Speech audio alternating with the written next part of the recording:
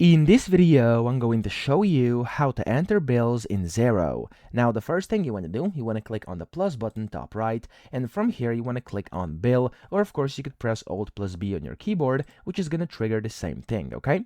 Now, when you're in here, you want to go and select who it's from. So over here, I'm just going to type in sample right now. You can create a new contact like that, of course, like this, there we go. And then of course you can do the date and then the due date, for which I'm going to put the 1st of June over here, and then the reference as well, okay?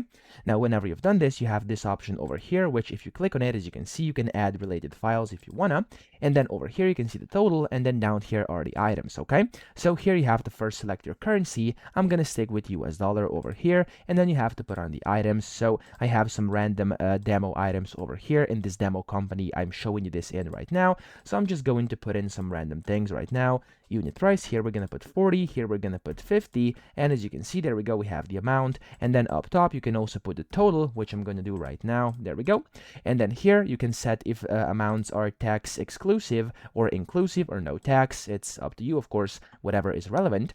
And then you can of course add new lines down here. You can add more if you want to, and you can also assign expenses to a customer or project. Now you can do a few things. You could save it, you could go and save it as draft or submit for approval, add another, etc., or you could just approve it and add another, or just approve, okay? Now if you have any notes down here, you can add notes over here as well. Of course, click on save and the notes are gonna get saved like that, and then just click on either save or approve, and that's essentially all you have to do to enter bills in Xero. So I hope this video helped you out. If it did, please subscribe to the channel and help me out as well.